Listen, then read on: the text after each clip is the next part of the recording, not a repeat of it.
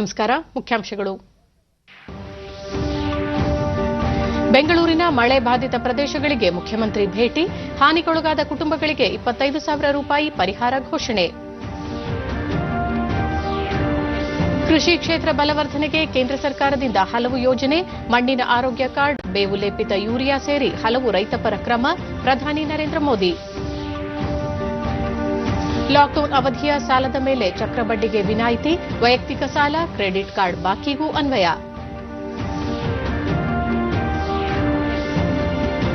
ಸಾಂಸ್ಕೃತಿಕ ನಗರಿ ಮೈಸೂರಿನಲ್ಲಿ ದಸರಾ ಮೆರುಗು, ಜಂಬೂ ಸವಾರಿ ಅಂತಿಮ ತಾಲೀಮು, ಅಶ್ವದಳ ಪಥಸಂಚಲನ. ವಾರ್ತೆಗಳ ವಿವರ. ರಾಜಧಾನಿ ಬೆಂಗಳೂರಿನಲ್ಲಿ ಮತ್ತೆ 2 ದಿನಗಳ ಕಾಲ ಭಾರೀ ಮಳೆಯಾಗುವ ಮುನ್ಸೂಚನೆ ಹಿನ್ನೆಲೆಯಲ್ಲಿ ಮುಖ್ಯಮಂತ್ರಿ ಬಿಎಸ್ ಯಡಿಯೂರಪ್ಪ ಇಂದು ಮಹತ್ವದ ಸಭೆ ನಡೆಸಿದರು. ಕಂದಾಯ ಸಚಿವ ಆರ್ ಅಶೋಕ, ಮುಖ್ಯಮಂತ್ರಿಗಳ ಅಪರ ಕಾರ್ಯದರ್ಶಿ ಡಾ ಇವಿ ರಮಣರೆಡ್ಡಿ, ಬಿಬಿಎಂಪಿ ಆಡಳಿತಾಧಿಕಾರಿ ಗೌರವ್ ಗುಪ್ತಾ, ಆಯುಕ್ತ ಮಂಜುನಾಥ್ ಪ್ರಸಾದ್, ನಗರ ಪೊಲೀಸ್ ಆಯುಕ್ತ ಕಮಲ್ ಪಂತ್ ಮತ್ತಿತರರು ಸಭೆಯಲ್ಲಿ ಭಾಗಿಯಾಗಿದ್ದರು. ಭಾರೀ ಮಳೆ ಹಿನ್ನೆಲೆಯಲ್ಲಿ ಸೂಕ್ತ ಮುನ್ನೆಚ್ಚರಿಕೆ ಕ್ರಮಗಳನ್ನು ಕೈಗೊಳ್ಳುವಂತೆ ಯಡಿಯೂರಪ್ಪ ಬಿಬಿಎಂಪಿ ಉನ್ನತಾಧಿಕಾರಿಗಳಿಗೆ ಸೂಚನೆ ನೀಡಿದ್ದಾರೆ. ಮಳೆಯಿಂದ ಸಂಚಾರ ವ್ಯವಸ್ಥೆ ಮೇಲಾಗುವ ಪರಿಣಾಮಗಳನ್ನು ತಗ್ಗಿಸಲು ಅಗತ್ಯ ಮುನ್ನೆಚ್ಚರಿಕೆ ಕ್ರಮಗಳನ್ನು ಕೈಗೊಳ್ಳುವಂತೆಯೂ ಪೊಲೀಸರಿಗೆ ಸೂಚಿಸಿದ್ದಾರೆ. ವಿವಿಧ ಭಾಗಗಳಲ್ಲಿ ನಿನ್ನೆ ಸಂಜೆ ಸುರಿದ ಭಾರೀ ಮಳೆಯಿಂದಾಗಿ ಹಲವು ಭಾಗಗಳಲ್ಲಿ ವಾಹನ ಸಂಚಾರಕ್ಕೆ ಅಡಚಣೆಯಾಗಿತ್ತು. ಕೆಲವು ಭಾಗಗಳಲ್ಲಿ ಒಂದೇ ದಿನ 100 ಮಿಲಿಮೀಟರ್ ಮಳೆಯಾಗಿರುವುದಾಗಿ ಹವಾಮಾನ ಇಲಾಖೆ ತಿಳಿಸಿದೆ. ರಾಜರಾಜೇಶ್ವರಿ ನಗರ, ಕೆಂಗೇರಿ ಬಳಿ 105.5 ಮಿಲಿಮೀಟರ್ ಮಳೆ ದಾಖಲಾಗಿದೆ. ಹಲವು ಭಾಗಗಳಲ್ಲಿ ಬಡಾವಣೆಗಳು ಜಲಾವೃತವಾಗಿ ಜನಜೀವನ ತೀವ್ರ ಸಂಕಷ್ಟ ಅನುಭವಿಸುವ ಪರಿಸ್ಥಿತಿ ನಿರ್ಮಾಣವಾಗಿತ್ತು. ಮೈಸೂರು ರಸ್ತೆ, ಮೆಜೆಸ್ಟಿಕ್, ಕೆಆರ್ ಮಾರುಕಟ್ಟೆ, ಜಯನಗರ, ಬಸವನಗುಡಿ, ಜೆಸಿ ರೋಡ್, ಯಶವಂತಪುರ, ಮಲ್ಲೇಶ್ವರಂ, ಜೆಸಿ ನಗರ ಸೇರಿದಂತೆ ಬೆಂಗಳೂರಿನ ಹಲವೆಡೆ ಮಳೆ ಸುರಿದ ಹಿನ್ನೆಲೆಯಲ್ಲಿ ಸಂಚಾರ ದಟ್ಟಣೆಯಿಂದ ವಾಹನ ಸವಾರರು ಪರದಾಡುವ ಸ್ಥಿತಿ ನಿರ್ಮಾಣವಾಗಿತ್ತು. ಈ ಮಧ್ಯೆ ಮಳೆಯಿಂದ ತೀವ್ರ ಬಾಧಿತವಾಗಿರುವ ಹೊಸಕೆರೆಹಳ್ಳಿ ಸೇರಿದಂತೆ ವಿವಿಧ ಪ್ರದೇಶಗಳಿಗೆ ಮುಖ್ಯಮಂತ್ರಿ ಬಿಎಸ್ ಯಡಿಯೂರಪ್ಪ, ಕಂದಾಯ ಸಚಿವ ಆರ್ ಅಶೋಕ, ಬಿಬಿಎಂಪಿ ಆಯುಕ್ತ ಮಂಜುನಾಥ್ ಪ್ರಸಾದ್ ಮತ್ತಿತರರು ಭೇಟಿ ನೀಡಿ ಪರಿಶೀಲಿಸಿದರು. ಮಳೆಯಿಂದ ಹಾನಿಗೊಳಗಾದ ಕುಟುಂಬಗಳಿಗೆ 25,000 ರೂಪಾಯಿ ಪರಿಹಾರವನ್ನು ಯಡಿಯೂರಪ್ಪ ಘೋಷಿಸಿದ್ದಾರೆ. ಪೌರ ಕಾರ್ಮಿಕರು ಸಹ ಪರಿಹಾರ ಕಾರ್ಯದಲ್ಲಿ ನಿರತರಾಗಿದ್ದಾರೆ.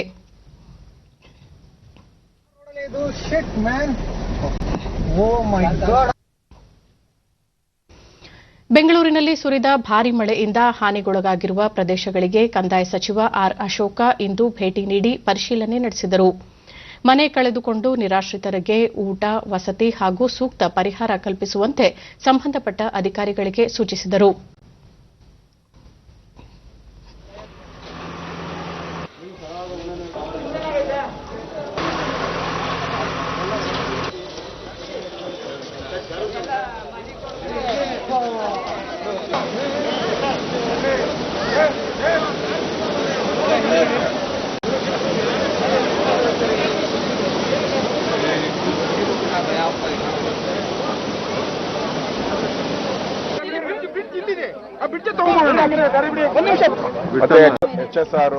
ನಂತರ ಸುದ್ದಿಗಾರರೊಂದಿಗೆ ಹಾನಿಗೊಳಗಾದ ಪ್ರದೇಶಗಳಿಗೆ ರಾತ್ರಿಯೇ ಭೇಟಿ ನೀಡಿ ಸ್ಥಳೀಯರೊಂದಿಗೆ ಮಾತುಕತೆ ನಡೆಸಿ ತುರ್ತು ಪರಿಹಾರ ಕಲ್ಪಿಸಲಾಯಿತು.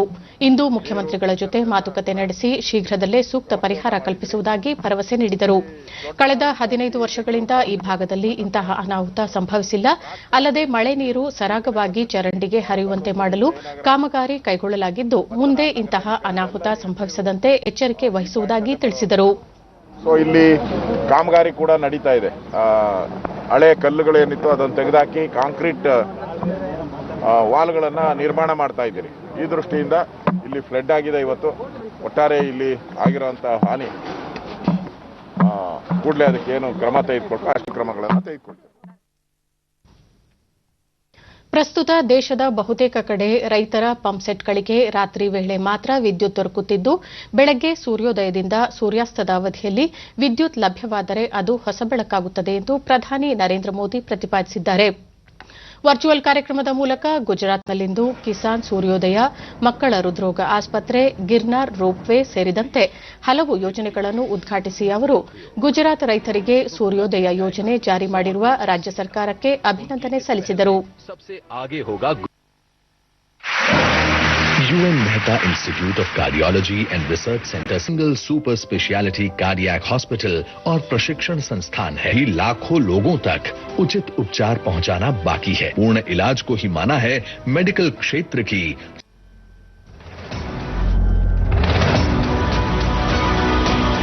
भगवान सोमनाथ और द्वारका में श्री कृष्ण। इन्हीं के पास जूनागढ़ में स्थित है गुजरात पवित्र यात्रा धाम विकास बोर्ड द्वारा मां अंबा के मंदिर तक पहुंचने तक बुनियादी सुविधा तथा सौंदर्यकरण का कार्य भी किया गया है। इस पर अहम प्रोजेक्ट की शुरुआत हो रही है। आज किसान सूर्योदय योजना, गिरनार रोपवे और देश के बड़े और आधुनिक कार्डियक हॉस्पिटल गुजरात को मिल रहे हैं। ये तीनों एक प्रकार से गुजरात की शक्ति, भक्ति और स्वास्थ्य के प्रतीक है। किसान सूर्योदय योजना में सर्वोच्च प्राथमिकता गुजरात के किसानों की आवश्यकता को दी गई है। बिजली के क्षेत्र में बरसों से गुजरात में जो काम हो रहे थे वो इस योजना का बहुत बड़ा आधार बने हैं। एक समय था जब गुजरात में बिजली की बहुत किल्लत रहती थी। 24 घंटे बिजली देना बहुत बड़ी चुनौती थी कि एक दिन भारत दुनिया को वन सन ಕಳೆದ 6 ವರ್ಷಗಳಲ್ಲಿ ದೇಶ ಸೌರ ವಿದ್ಯುತ್ ಉತ್ಪಾದನೆಯಲ್ಲಿ ವಿಶ್ವದಲ್ಲಿ 5ನೇ ಸ್ಥಾನ ಪಡೆದು ವೇಗವಾಗಿ ಮುಂದೆ ಸಾಗಿದೆ ಎಂದರು। ರೈತರ ಆದಾಯವನ್ನು ದುಪ್ಪಟ್ಟು ಮಾಡಲು, ಕೃಷಿ ಉತ್ಪಾದನಾ ವೆಚ್ಚ ತಗ್ಗಿಸಲು ಮತ್ತು ರೈತರ ಶ್ರಮ ತಗ್ಗಿಸಲು ಬದಲಾಗುತ್ತಿರುವ ಕಾಲಘಟ್ಟಕ್ಕೆ ಅನುಗುಣವಾಗಿ ಸರ್ಕಾರ ತನ್ನ ಪ್ರಯತ್ನಗಳನ್ನು ಮಾಡುತ್ತಿದೆ ಎಂದು ತಿಳಿಸಿದರು। ದೇಶದ ಕೃಷಿ ಕ್ಷೇತ್ರವನ್ನು ಬಲಪಡಿಸಲು ಸರ್ಕಾರದ ಯೋಜನೆಗಳ ಪಟ್ಟಿ ಮಾಡಿದ ಅವರು, ಪ್ರತಿ ಹನಿ ಹೆಚ್ಚು ಬೆಳೆ, ರೈತರ ಅನುಕೂಲಕ್ಕಾಗಿ ನೀರಾವರಿ ಸೌಲಭ್ಯ, ಸಮರ್ಪಕ ವಿದ್ಯುತ್ ಪೂರೈಕೆ, ಬೆಳೆ ವಿಮಾ ಯೋಜನೆ, ತಮ್ಮ ಇಚ್ಛಾನುಸಾರ ಲಾಭದಾಯಕ ಬೆಲೆಗೆ ತಮ್ಮ ಉತ್ಪನ್ನ ಮಾರಾಟ ಮಾಡುವ ಅವಕಾಶ, 100ಕ್ಕೆ 100 ಬೇವು ಲೇಪಿತ ಯೂರಿಯಾ ಪೂರೈಕೆ, ಕೋಟ್ಯಾಂತರ ರೈತರಿಗೆ ಮಣ್ಣಿನ ಆರೋಗ್ಯ ಕಾರ್ಡ್ ಇತ್ಯಾದಿಗಳ ಬಗ್ಗೆ ಪ್ರಸ್ತಾಪಿಸಿದರು। ಅನ್ನದಾತನನ್ನು ವಿದ್ಯುತ್ದಾತನನ್ನಾಗಿಯೂ ಮಾಡಲು ಕ್ರಮ ಕೈಗೊಳ್ಳಲಾಗಿದೆ ಎಂದು ಹೇಳಿದರು। साथियों, किसान की आय दोगुनी करने के लिए, लागत कम करने के लिए, उनकी परेशानी कम करने के लिए बदलते समय के साथ हमें अपने प्रयास बढ़ाने ही होंगे। गुजरात में आज सर्वोदय के साथ ही आरोग्योदय भी हो रहा है। ये आरोग्योदय अपने आप में एक नया नजराना है। आज भारत के सबसे बड़े कार्डियक अस्पताल के रूप में UN Mehta institute of cardiology and research centre का लोकार्पण किया गया है। ये देश के उन चुनिंदा अस्पतालों में से हैं जिसमें वर्ल्ड क्लास इंफ्रास्ट्रक्चर भी है और उतनी ही आधुनिक हेल्थ फैसिलिटी भी है। बदलती लाइफस्टाइल के कारण हार्ट से जुड़ी समस्या को हम देख रहे हैं, दिनों दिन बढ़ती चली जा रही है, छोटे बच्चों में हो रही है। ಕೊರೋನಾ ವೈರಾಣು ಇನ್ನೂ ದೂರವಾಗಿಲ್ಲ।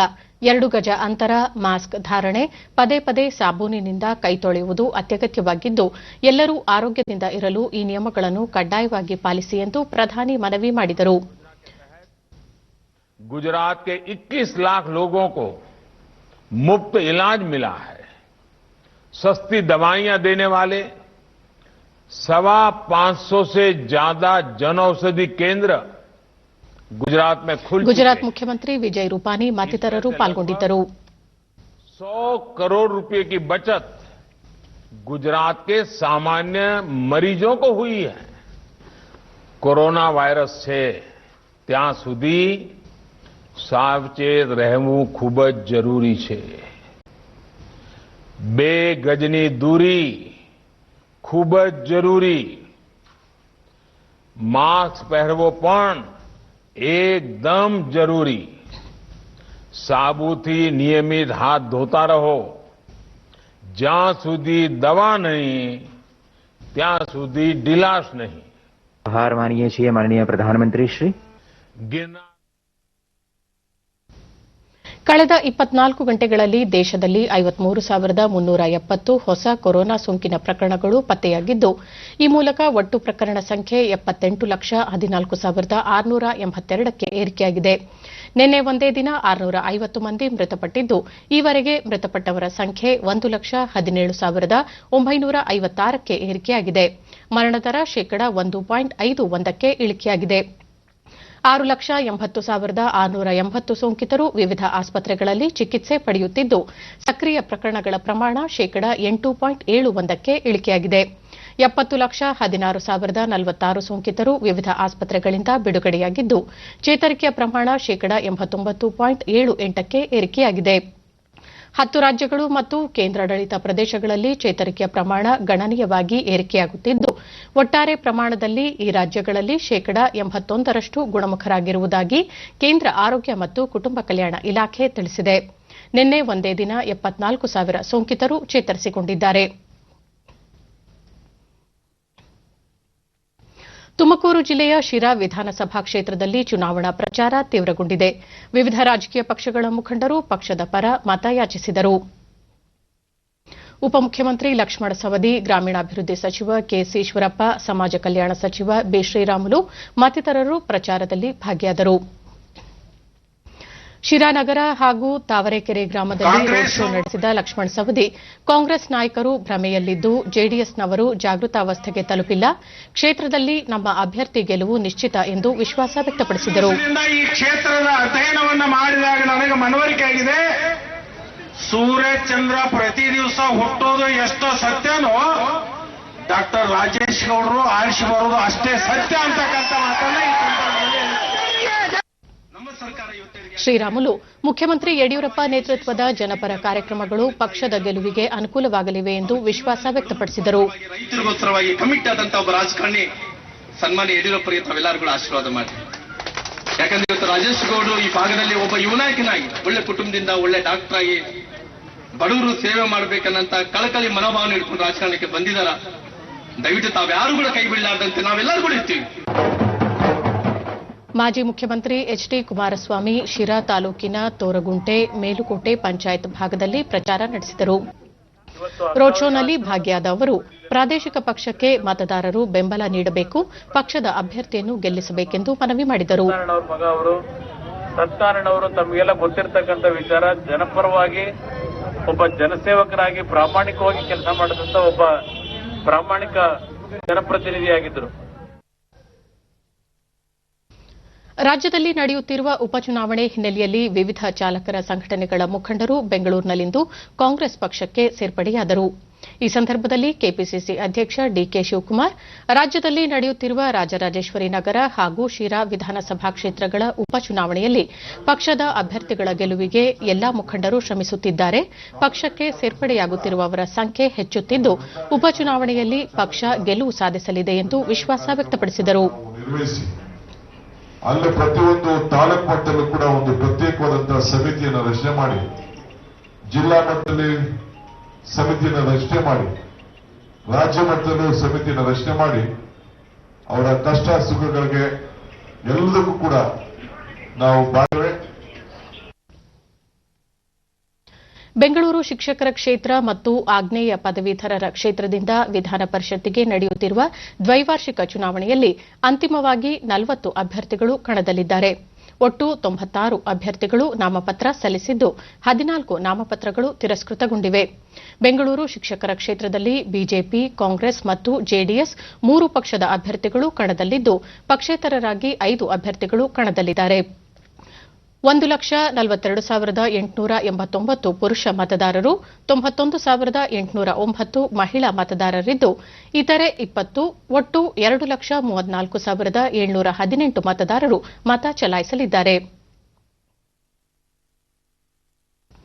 ಇದೇ ತಿಂಗಳ 28ರಂದು ಬೆಂಗಳೂರು ಶಿಕ್ಷಕರ ಕ್ಷೇತ್ರ, ಆಗ್ನೇಯ ಪದವೀಧರ ಕ್ಷೇತ್ರದಿಂದ ವಿಧಾನ ಪರಿಷತ್ತಿಗೆ ನಡೆಯಲಿರುವ ದ್ವೈವಾರ್ಷಿಕ 2020ರ ಚುನಾವಣೆಯಲ್ಲಿ ಮತದಾರರು ಮತದಾನ ಕೇಂದ್ರಗಳ ಮಾಹಿತಿಯನ್ನು ಚುನಾವಣಾ ಆಯೋಗ ವೆಬ್ಸೈಟ್ನಲ್ಲಿ ಪ್ರಕಟಿಸಿದೆ. ಮತದಾರರಿಗೆ ಅನುಕೂಲವಾಗಲೆಂದು ಅಂತರ್ಜಾಲ ತಾಣದಲ್ಲಿ ವಿವರಗಳನ್ನು ಅಳವಡಿಸಲಾಗಿದೆ. ಮತದಾರರು ಸಿಇಒ ಕರ್ನಾಟಕ .kar.nic.in ಜಾಲತಾಣದಲ್ಲಿ ತಾವು ಯಾವ ಮತಗಟ್ಟೆಯಲ್ಲಿ ಮತ ಚಲಾಯಿಸಬೇಕು ಎಂಬ ಕುರಿತು ಮಾಹಿತಿ ಪಡೆದುಕೊಳ್ಳಬಹುದಾಗಿದೆ ಎಂದು ಚುನಾವಣಾ ಆಯೋಗ ಪ್ರಕಟಿಸಿದೆ. ಬಿಹಾರದಲ್ಲಿ ವಿಧಾನಸಭಾ ಚುನಾವಣಾ ಕಣ ರಂಗೇರುತ್ತಿದ್ದು, ರಾಷ್ಟ್ರೀಯ ಜನತಾದಳದ ನಾಯಕ ತೇಜಸ್ವಿ ಪ್ರಸಾದ್ ಯಾದವ್ ಇಂದು ಪಕ್ಷದ ಪ್ರಣಾಳಿಕೆ ಬಿಡುಗಡೆ ಮಾಡಿದರು. ಪಕ್ಷ ಅಧಿಕಾರಕ್ಕೆ ಬಂದರೆ 10 ಲಕ್ಷ ಸರ್ಕಾರಿ ಉದ್ಯೋಗ, ನಿರುದ್ಯೋಗಿ ಯುವಜನರಿಗೆ ₹1,500 ಮಾಸಿಕ ಭತ್ಯೆ, ಬಿಹಾರದ ನಿವಾಸಿಗಳಿಗೆ ಶೇಕಡಾ 85ರಷ್ಟು ಉದ್ಯೋಗದಲ್ಲಿ ಮೀಸಲು ನೀಡುವುದಾಗಿ ಪ್ರಕಟಿಸಿದರು. ಸ್ಮಾರ್ಟ್ ಗ್ರಾಮ, ಪಶುಪಾಲನೆ, ಮತ್ಸ್ಯಪಾಲನೆ, ಮಹಿಳಾ ಸಶಕ್ತೀಕರಣಕ್ಕೆ ತಮ್ಮ ಪ್ರಣಾಳಿಕೆಯಲ್ಲಿ ಆದ್ಯತೆ ನೀಡಲಾಗಿದೆ ಎಂದು ತಿಳಿಸಿದರು. मत्स्य पालन के बारे में है, आधारभूत संरचनात्मक विकास के बारे में इसमें जिक्र किया गया है. जलवायु परिवर्तन से संबंधित हमारी जो प्रतिबद्धताएं हैं, ये सारे लगभग जो है हर एक चीजों का प्रण हमारा संकल्प बदलाव को विस्तार रूप से हर एक चीज दिया गया है. ದೇಶದ ಬಡವರ ಸಬಲೀಕರಣ ಪ್ರಧಾನಿಯವರ ಸಂಕಲ್ಪವಾಗಿದ್ದು, ಈ ನಿಟ್ಟಿನಲ್ಲಿ ಅತ್ಯವಶ್ಯಕವಾದ ವಸತಿ ಯೋಜನೆಗೆ ಆದ್ಯತೆ ನೀಡಲಾಗಿದೆ. 2022ರ ಹೊತ್ತಿಗೆ ಸರ್ವರಿಗೂ ಸೂರು ಒದಗಿಸಲು ಸರ್ಕಾರ ಪ್ರಯತ್ನಶೀಲವಾಗಿದೆ ಎಂದು ಕೇಂದ್ರ ವಾರ್ತಾ ಮತ್ತು ಪ್ರಸಾರ ಸಚಿವ ಪ್ರಕಾಶ್ ಜಾವಡೇಕರ್ ತಿಳಿಸಿದ್ದಾರೆ. ವಿಡಿಯೋ ಕಾನ್ಫರೆನ್ಸಿಂಗ್ ಮೂಲಕ ಪ್ರಧಾನಮಂತ್ರಿ ವಸತಿ ಯೋಜನೆ ಅಡಿಯಲ್ಲಿ ಪುಣೆ ನಗರ ಪಾಲಿಕೆ ವ್ಯಾಪ್ತಿಗಳ ಫಲಾನುಭವಿಗಳ ಲಾಟರಿ ಮೂಲಕ ಆಯ್ಕೆಗೆ ವಿದ್ಯುಕ್ತ ಚಾಲನೆ ನೀಡಿದ ಅವರು 2022ರ ಹೊತ್ತಿಗೆ ಬಡವರಿಗೆ 4.5 ಕೋಟಿ ಮನೆ ನೀಡುವ ಗುರಿ ಹೊಂದಿದ್ದು, ಈವರೆಗೆ 3 ಕೋಟಿ ಬಡವರಿಗೆ ವಸತಿ ಕಲ್ಪಿಸಲಾಗಿದೆ. ಉಳಿದ 1.5 ಕೋಟಿ ಜನರಿಗೂ 2022ರ ವೇಳೆಗೆ ವಸತಿ ಕಲ್ಪಿಸಲಾಗುವುದು ಎಂಬ ವಿಶ್ವಾಸ ವ್ಯಕ್ತಪಡಿಸಿದರು.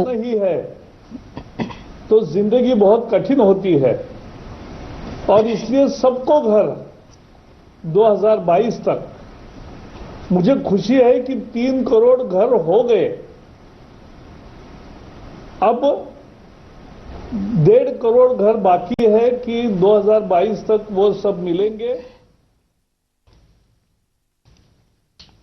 ಕೋವಿಡ್ ಲಾಕ್ಡೌನ್ ಅವಧಿಯಲ್ಲಿ ಸಾಲ ಕಂತು ಪಾವತಿಗೆ ವಿನಾಯಿತಿ ನೀಡಿದ್ದ ಸರ್ಕಾರ 2020ರ ಮಾರ್ಚ್ನಿಂದ ಆಗಸ್ಟ್ ಅಂತ್ಯದವರೆಗಿನ ಅವಧಿಯಲ್ಲಿ ಚಕ್ರಬಡ್ಡಿ ವಿನಾಯಿತಿ ನಿರ್ಧಾರ ಮಾಡಿದೆ.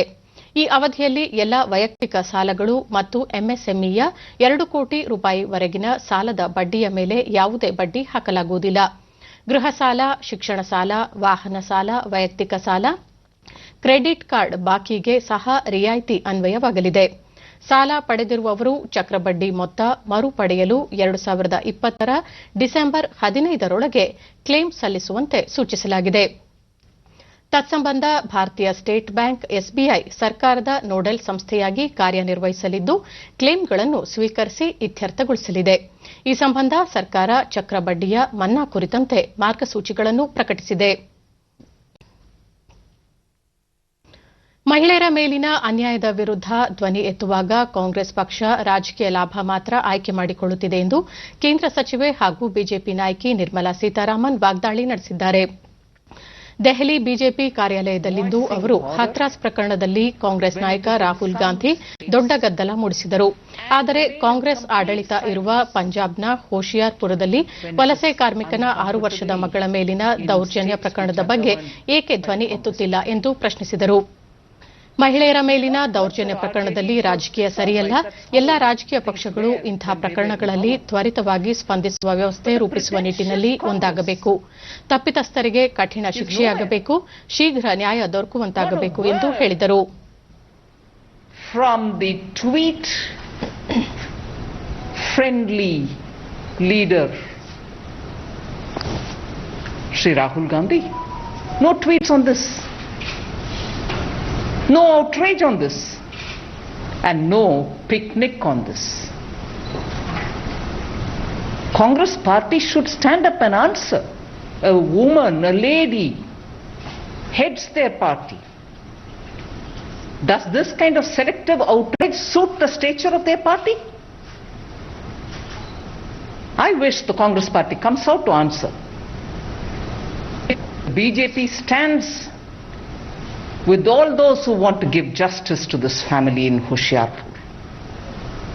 I recall when it was something in Hathras in UP, 35 senior MPs of the party from all over the country, flamboyant in their statements in Twitter, were wanting to go marching to Hathras, asking for justice. Where are those 35 today?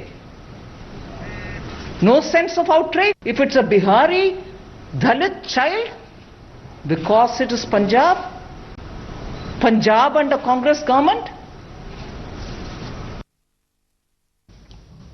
ಗಡಿಯಲ್ಲಿ ನಿಗಾ ಮತ್ತು ಪಹರೆ ಹೆಚ್ಚಿಸಲು ಹೆಚ್ಚುವರಿಯಾಗಿ 47 ಗಡಿ ಹೊರ ಠಾಣೆಗಳ ಸ್ಥಾಪನೆಗೆ Bharat Tibet ಗಡಿ police ಪಡೆ ಐಟಿಬಿಪಿಗೆ ಸರ್ಕಾರ ತನ್ನ ಅನುಮೋದನೆ ನೀಡಿದೆ ಎಂದು ಕೇಂದ್ರ ಗೃಹ ವ್ಯವಹಾರಗಳ ಖಾತೆ ರಾಜ್ಯ ಸಚಿವ ಜಿ ಕಿಶನ್ ರೆಡ್ಡಿ ತಿಳಿಸಿದ್ದಾರೆ. ಐಟಿಬಿಪಿಯ 59ನೇ ಸಂಸ್ಥಾಪನಾ ದಿನದ ಕಾರ್ಯಕ್ರಮ ಉದ್ದೇಶಿಸಿ ಅವರು ಐಟಿಬಿಪಿಯನ್ನು ಮತ್ತಷ್ಟು ದಕ್ಷ ಹಾಗೂ ಆಧುನೀಕರಣಗೊಳಿಸಲು ಸರ್ಕಾರ ಹಲವು ಕ್ರಮ ಕೈಗೊಂಡಿದೆ. ಐಟಿಬಿಪಿಯ ಬಲವರ್ಧನೆಗೆ ಸರ್ಕಾರ ಬದ್ದವಾಗಿದೆ ಎಂದರು. ಗಡಿ ಭದ್ರತೆಯ ಹೊರತಾಗಿ ಐಟಿಬಿಪಿ ಜಮ್ಮು ಕಾಶ್ಮೀರದಲ್ಲಿ ಭಯೋತ್ಪಾದನೆ ವಿರುದ್ಧ, ಛತ್ತೀಸ್ಗಢದಲ್ಲಿ ಎಡಪಂಥೀಯ ವಿಧ್ವಂಸಕತೆಯ ವಿರುದ್ಧವೂ ಹೋರಾಡುತ್ತಿದೆ. ಮಿಗಿಲಾಗಿ ವಿದೇಶಗಳಲ್ಲಿನ ಶಾಂತಿ ಪಾಲನಾ ಅಭಿಯಾನಕ್ಕೂ ದೊಡ್ಡ ಕೊಡುಗೆ ನೀಡುತ್ತಿದೆ ಎಂದು ಶ್ಲಾಘಿಸಿದರು. देश हमेशा सम्मान करते हैं. आदरणीय प्रधानमंत्री नरेंद्र मोदी जी, माननीय गृह मंत्री श्री अमित शाह जी के तरफ से मैं एक बार फिर आप सबको आईटीबीपी के स्थापना दिवस के लिए बधाई देता हूं. ವಾಣಿಜ್ಯ ಮಳಿಗೆ ಹಾಗೂ ಕಟ್ಟಡಗಳಿಗೆ ಸಂಬಂಧಿಸಿದ ಪರವಾನಗಿಗಳನ್ನು ಜಾಲತಾಣದ ಮೂಲಕವೇ ನೀಡಲು ಸರ್ಕಾರ ನಿರ್ಧರಿಸಿದೆ.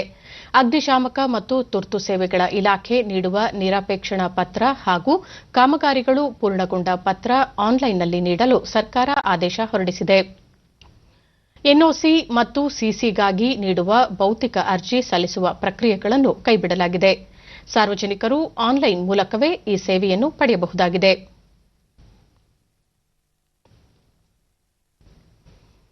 ಮೈಸೂರು ದಸರಾ ಮಹೋತ್ಸವದ ಮುಖ್ಯ ಭಾಗವಾದ ಜಂಬೂ ಸವಾರಿಗೆ ಕೇವಲ 2 ದಿನಗಳು ಉಳಿದಿದ್ದು, ಅರಮನೆ ಆವರಣದಲ್ಲಿ ಅರಣ್ಯ ಇಲಾಖೆ ಸಿಬ್ಬಂದಿ ಹಾಗೂ ಮಾವುತರು ಅಂತಿಮ ಹಂತದ ತಾಲೀಮು ನಡೆಸಿದರು.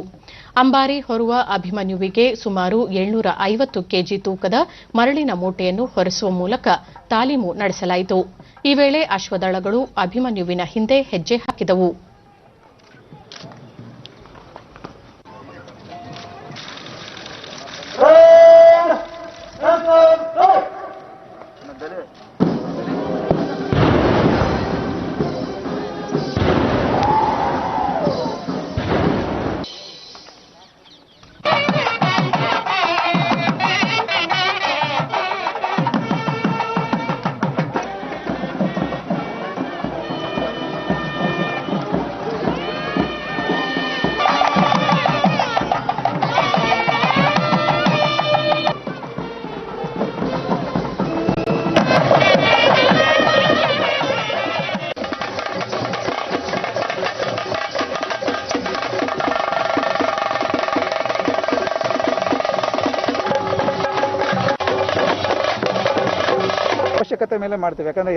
ನಗರ ಪೊಲೀಸ್ ಆಯುಕ್ತ ಚಂದ್ರಗುಪ್ತ, ಕೋವಿಡ್ ಹಿನ್ನೆಲೆ ಸರಳ ದಸರಾ ಆಚರಿಸಲಾಗುತ್ತಿದ್ದು, ಮುಖ್ಯ ಕಾರ್ಯಕ್ರಮ 30 ರಿಂದ 40 ನಿಮಿಷ ನಡೆಯಲಿದೆ.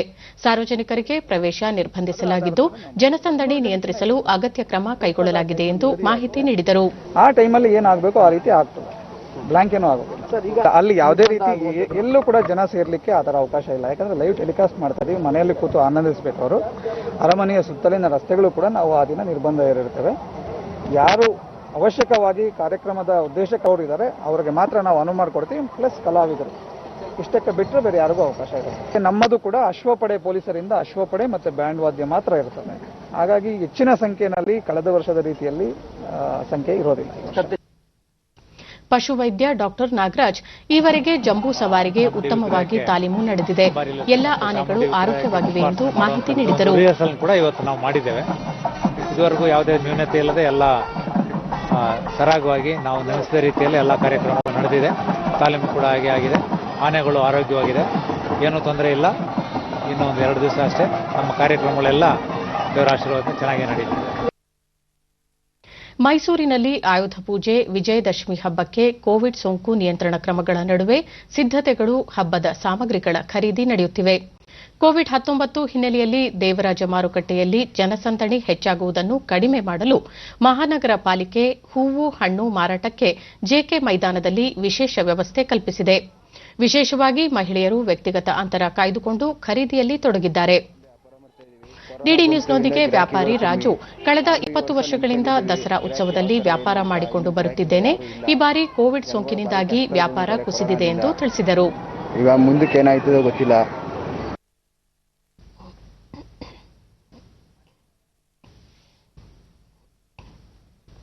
ಸಿಕ್ಕಾಪಟ್ಟೆ ಜಾಸ್ತಿ. ಗ್ರಾಹಕರಾದ ವಿದ್ಯಾ, ಈ ಬಾರಿ ಸರಳ ದಸರಾ ಆಚರಿಸಲಾಗುತ್ತಿದ್ದು ಮನೆಯಲ್ಲೂ ದಸರಾ ಹಬ್ಬವನ್ನು ಸರಳವಾಗಿ ಆಚರಿಸುತ್ತಿದ್ದೇವೆ ಎಂದರು. ಈ ಸರಿ ಕೊರೋನಾ ಇರೋದ್ರಿಂದ ಹಬ್ಬದ ವಸ್ತುಗಳ ಬೆಲೆ ದುಬಾರಿಯಾಗಿವೆ. ಸಾರ್ವಜನಿಕರು ಕೋವಿಡ್ ಸುರಕ್ಷತಾ ನಿಯಮಗಳೊಂದಿಗೆ ಖರೀದಿಯಲ್ಲಿ ತೊಡಗುವಂತೆ ಮನವಿ ಮಾಡಿದರು. ತುಂಬಾ ಜಾಸ್ತಿ ಆಗಿದೆ. ಸೊ ಅಗತ್ಯ ಇದ್ದಷ್ಟು ಪದಾರ್ಥಗಳನ್ನ ತಗೊಂಡು ಹಬ್ಬ ಆಚರಣೆ ಮಾಡೋಣ ಅಂತ ತೀರ್ಮಾನ ಮಾಡಿದ್ದೀವಿ. ಮಂಡ್ಯ ಜಿಲ್ಲೆಯ ಶ್ರೀರಂಗಪಟ್ಟಣದ ಬನ್ನಿ ಮಂಟಪ ಆವರಣದಲ್ಲಿ ದಸರಾ ಉತ್ಸವ ಹಮ್ಮಿಕೊಳ್ಳಲಾಗಿತ್ತು. ಉತ್ಸವಕ್ಕೆ ಜಿಲ್ಲಾ ಉಸ್ತುವಾರಿ ಸಚಿವ ನಾರಾಯಣಗೌಡ ಚಾಲನೆ ನೀಡಿದರು.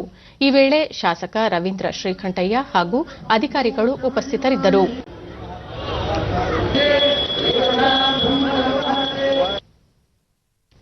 ಬಳಿಕ ಸಚಿವ ನಾರಾಯಣಗೌಡ ದಸರಾ ಹಬ್ಬದ ಪ್ರಯುಕ್ತ ನಾಡದೇವಿ ಚಾಮುಂಡೇಶ್ವರಿಯನ್ನು ರಾಜ್ಯದಲ್ಲಷ್ಟೇ ಅಲ್ಲ ದೇಶಾದ್ಯಂತ ಪೂಜಿಸಲಾಗುತ್ತದೆ. ದೇವಿಯ ಆಶೀರ್ವಾದದಿಂದ ಶೀಘ್ರ ದೇಶ ಹಾಗೂ ರಾಜ್ಯ ಕೋವಿಡ್ ಸೋಂಕಿನಿಂದ ಮುಕ್ತವಾಗಲಿ ಎಂದು ಹಾರೈಸಿದರು. ಕೊರೋನಾ ವೈರಸ್ನಿಂದಲೇ ಈ ಉದ್ಘಾಟನೆ ಆಗಿದೆ. ಈ ದಿನದಿಂದ ತಾಯಿ ಆಶೀರ್ವಾದದಿಂದ ಈ ಕೋವಿಡ್-19 ಕೊರೋನಾ ವೈರಸ್ ಶೀಘ್ರದಲ್ಲಿ ದೂರ ಆಗಲಿ ಅಂತೇಳಿ ನಾನು ತಾಯಿಯನ್ನ ಆತ್ಮಪೂರ್ವಕವಾಗಿ ಬೇಡಿಕೊಳ್ತಾ ಇದ್ದೇನೆ. ಕಿರಂಗೂರಿನ ದಸರಾ ಮಂಟಪದಿಂದ ರಂಗನಾಥ ದೇವಾಲಯದವರೆಗೆ ಚಾಮುಂಡೇಶ್ವರಿ ದೇವಿಯ ಮೆರವಣಿಗೆ ಹಮ್ಮಿಕೊಳ್ಳಲಾಗಿತ್ತು. ಮೆರವಣಿಗೆಯಲ್ಲಿ ಕಲಾವಿದರು ವಿವಿಧ ಜಾನಪದ ನೃತ್ಯಗಳನ್ನು ಪ್ರದರ್ಶಿಸಿದರು.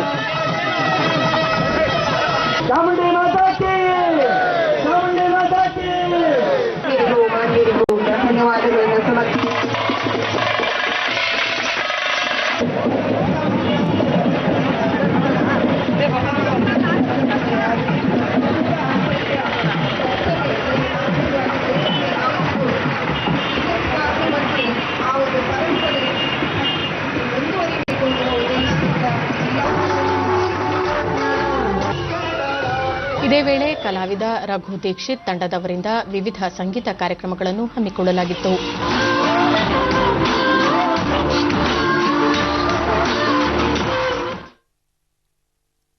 ಇಂದು ವಿಶ್ವ ಪೋಲಿಯೋ ದಿನ. ಪೋಲಿಯೋಗೆ ವಿಶ್ವದ ಪ್ರಥಮ ಸುರಕ್ಷಿತ ಲಸಿಕೆ ಸಂಶೋಧನೆಗೆ ಸಹಕರಿಸಿದ ಅಮೆರಿಕದ ವೈರಾಣು ತಜ್ಞರಾದ ಜೋನಸ್ ಸಾಲ್ಕ್ ಅವರ ಜನ್ಮದಿನದ ಅಂಗವಾಗಿ ಪ್ರತಿ ವರ್ಷ ಅಕ್ಟೋಬರ್ 24ರಂದು ವಿಶ್ವ ಪೋಲಿಯೋ ದಿನ ಆಚರಿಸಲಾಗುತ್ತದೆ. ಜೋನಸ್ ಸಾಲ್ಕ್ 1955ರಲ್ಲಿ ಪೋಲಿಯೋಗೆ ಮೊದಲ ಲಸಿಕೆ ಕಂಡುಹಿಡಿದರು.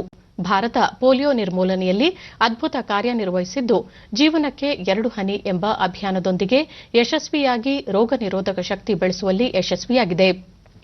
ಭಾರತ ಪೋಲಿಯೋ ಮುಕ್ತವಾಗಿದೆ ಎಂದು 2014ರ ಮಾರ್ಚ್ 27ರಂದು ಪ್ರಮಾಣೀಕರಿಸಲಾಯಿತು. ಭಾರತದಲ್ಲಿ ಕೊನೆಯ ಪೋಲಿಯೋ ಪ್ರಕರಣ ದಾಖಲಾಗಿದ್ದು 2011ರ ಜನವರಿ 13ರಂದು ಪಶ್ಚಿಮ ಬಂಗಾಳದ ಹೌರಾದಲ್ಲಿ.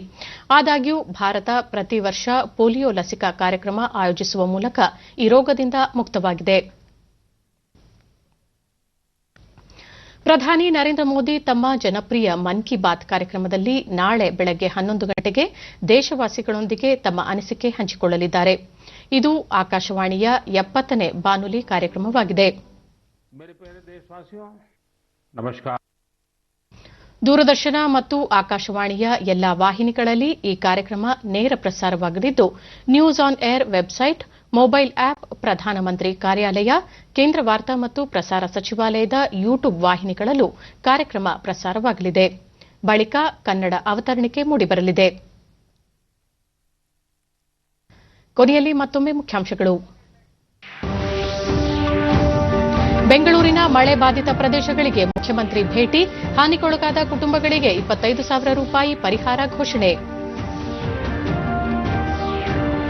ಕೃಷಿ ಕ್ಷೇತ್ರ ಬಲವರ್ಧನೆಗೆ ಕೇಂದ್ರ ಸರ್ಕಾರದಿಂದ ಹಲವು ಯೋಜನೆ, ಮಣ್ಣಿನ ಆರೋಗ್ಯ ಕಾರ್ಡ್, ಬೇವು ಲೇಪಿತ ಯೂರಿಯಾ ಸೇರಿ ಹಲವು ರೈತಪರ ಕ್ರಮ, ಪ್ರಧಾನಿ ನರೇಂದ್ರ ಮೋದಿ. ಲಾಕ್ಡೌನ್ ಅವಧಿಯ ಸಾಲದ ಮೇಲೆ ಚಕ್ರಬಡ್ಡಿಗೆ ವಿನಾಯಿತಿ, ವೈಯಕ್ತಿಕ ಸಾಲ, ಕ್ರೆಡಿಟ್ ಕಾರ್ಡ್ ಬಾಕಿಗೂ ಅನ್ವಯ.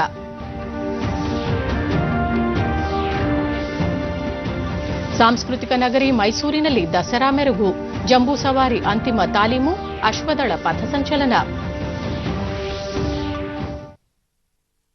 ನಮ್ಮ ಮುಂದಿನ ವಾರ್ತಾ ಪ್ರಸಾರ ಸಂಜೆ 7 ಗಂಟೆಗೆ ಚಂದನದಲ್ಲಿ. ನಮಸ್ಕಾರ.